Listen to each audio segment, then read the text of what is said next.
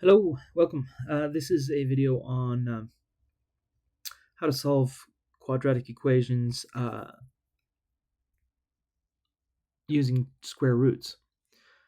Just a quick note here, if you've got a quadratic, let's say like in the form of ax squared plus bx plus c equals 0, it's only possible to do this, to use square roots to solve your quadratic if there's no x term. And so let's just, in this case, there's no x term. And so your goal is to get that x squared part alone.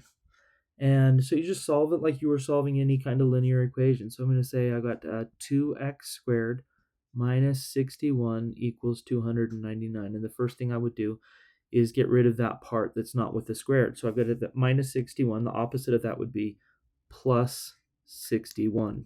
And I'm going to do that to both sides of my equation. That would cancel this over here, leaving 2x squared, getting us one step closer to being alone there. And on the other side, we've got, in this case, that would be 360. And then we're going to divide by 2. And now we've got the x squared part alone. I'm going to put equals, and then I'm going to leave some space. Half of 360 would be 180. I want to leave some space here because of what we need to do next. The opposite of squaring is taking the square root. And so we're going to take the square root of both sides. Here's where we need that space, plus or minus. You need to add the plus or minus when you take the square root. So, 180 is in between the square root of 169 and the square root of 196, which are both perfect squares. This would be 13 and this is 14. And so the square root of 180 is going to be 13 point something something something. It's a irrational number, which means in its decimal form is non-terminating, non-repeating. So but we can still simplify it. And so in simplifying it, we're going to take and divide by the prime numbers, the smallest of which is 2. So we're going to start with 2. 2 goes into 180 90 times, and 2 goes into 90 45 times. Now 45 is not even, so we can stop dividing by 2. And 4 plus 5 is 9, which is divisible by 3, so we can divide also 45 by 3.